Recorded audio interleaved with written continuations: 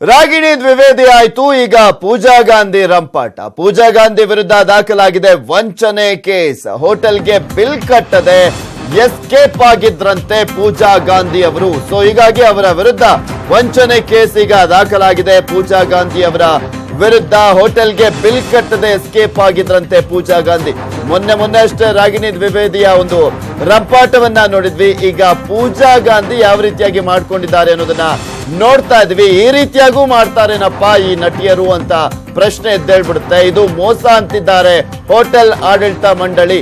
Star hotel ನಲ್ಲಿದ್ದು ದುಡ್ಡು ಕೊಡದೆ escape ಆಗಿದ್ರಂತೆ. ಒಟ್ಟು 4.5 ಲಕ್ಷ ಬಿಲ್ ಮಾಡಿ ಎಸ್ಕೇಪ್ ಆಗಿದ್ರಂತೆ ನಟಿ ಪೂಜಾ ಗಾಂಧಿ ಅವರು.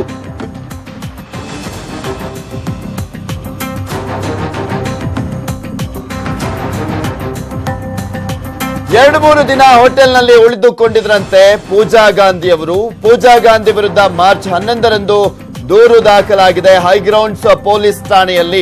ಪೂಜಾ ಗಾಂಧಿ ವಿರುದ್ಧ ದೂರು ದಾಖಲಾಗಿರುವಂತದ್ದು. ಇವರು ಈ ರೀತಿಯಾಗಿ ಮೋಸ ಮಾಡಿ ಹೋಗಿದ್ದಾರೆ. 4.5 ಲಕ್ಷ ರೂಪಾಯಿ ದುಡ್ಡನ್ನ ಕಟ್ಟಿಲ್ಲ ನೋಡಿ ಸ್ವಾಮಿ ಅಂತ ಪೊಲೀಸರ ಬಳಿ ಅವರು ದೂರನ್ನ ನೀಡಿರುವಂತದ್ದು. ಒಟ್ಟು 4.5 ಲಕ್ಷ ಬಿಲ್ ಮಾಡಿ ಎಸ್ಕೇಪ್ ಆಗಿದ್ದಾರೆ ನಟಿ ಪೂಜಾ ಗಾಂಧಿ. ದೂರ ದಾಖಲಾಗಿದ್ದೆ ಪೊಲೀಸ್ ಸ್ಟೇಷನ್ಗೆ ಕರೆಸಿದ್ದಾರೆ ಪೊಲೀಸರು.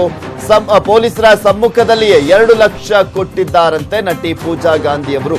ಅಂದ್ರೆ ಕೊನೆಗೂ ಪೂಜಾ ಗಾಂಧಿ ಅವರನ್ನ ಪೊಲೀಸರು ಮತ್ತೆ ಪೊಲೀಸ್ ಠಾಣೆಗೆ ಕರೆಸಿದ್ದಾರೆ. ಏನಮ್ಮ ಹಿಂಗ್ ಮಾಡಿದ್ಯಾ ಅಂತೆಲ್ಲ ಪ್ರಶ್ನೆ ಮಾಡಿದ್ದಾರೆ. ನಂತರ 2 ಲಕ್ಷ ರೂಪಾಯಿ ಅಲ್ಲೇ ಸ್ಥಳದಲ್ಲೇ ಕಟ್ಟಿದ್ದಾರಂತೆ. ಇನ್ನು ಈ ಕುರಿತಂತೆ ಹೆಚ್ಚಿನ ಡೀಟೇಲ್ಸ್ ಅನ್ನ ನೀಡ್ತಾರೆ ನಮ್ಮ ಪ್ರತಿನಿಧಿ ಮಂಜು ಆರ್ಯ ದೂರವಾಣಿ ಸಂಪರ್ಕದಲ್ಲಿದ್ದಾರೆ. ಎಸ್ ಮಂಜು, ಯಾವ ಸ್ಟಾರ್ ಹೋಟೆಲ್ ಅದು?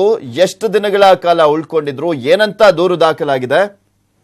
ಪೃಥ್ವಿ, ಮಾರ್ಚ್ 11ರಂದು ಹೈಗ್ರೌಂಡ್ ಪೊಲೀಸ್ ಸ್ಟೇಷನ್ಗೆ ಅಶೋಕ ಹೋಟೆಲ್ ಇಂದ ಮ್ಯಾನೇಜ್ಮೆಂಟ್ ಕಡೆಯಿಂದ ಬಂದು ಒಂದು ದೂರನ್ನ ದಾಖಲು ಮಾಡ್ತಾರೆ. ದೂರಿನಲ್ಲಿ ಅವರು ಕೂಡ ಅಷ್ಟೇ ಸ್ಪಷ್ಟವಾಗಿ ಒಂದು ಉಲ್ಲೇಖವನ್ನ ಮಾಡ್ತಾರೆ. ಅಂದ್ರೆ ನಟಿ ಪೂಜಾ ಗಾಂಧಿ ಅವರು ನಮ್ಮ ಹೋಟೆಲ್ ನಲ್ಲಿ ವಾಸ್ತವ್ಯ ಹೂಡಿದ್ರು. ವಾಸ್ತವ್ಯ ಹೂಡಿದಂತ ಬಳಿಕ ಅವರ ಒಂದು ಹೋಟೆಲ್ ನ ಬಿಲ್ 4.5 ಲಕ್ಷ ಹಣ ಆಗಿರುತ್ತೆ. ಆದ್ರೆ 4.5 ಲಕ್ಷ ಹಣವನ್ನ ಅವರು ನಮ್ಗೆ ಕೊಡದೆ ನಮ್ಮ ಹೋಟೆಲ್ ಇಂದ ಎಸ್ಕೇಪ್ ಆಗಿದ್ದಾರೆ ಅಂತ ಒಂದು ದೂರನ್ನು ಕೂಡ ದಾಖಲು ಮಾಡ್ತಾರೆ.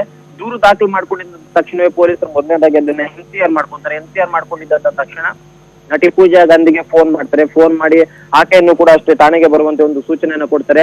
ಪೊಲೀಸರಿಂದ ಸೂಚನೆ ತಕ್ಷಣವೇ ನಟಿ ಪೂಜಾ ಗಾಂಧಿ ಪೊಲೀಸ್ ಸ್ಟೇಷನ್ಗೆ ಬರ್ತಾರೆ. ಪೊಲೀಸ್ ಸ್ಟೇಷನ್ ವೇಳೆಯಲ್ಲಿ ಸುಮಾರು 1 ಗಂಟೆಗಳ ಕಾಲ ಆಕೆಯನ್ನ ವಿಚಾರಣೆಯನ್ನು ಕೂಡ ಪೊಲೀಸರು ಮಾಡ್ತಾರೆ.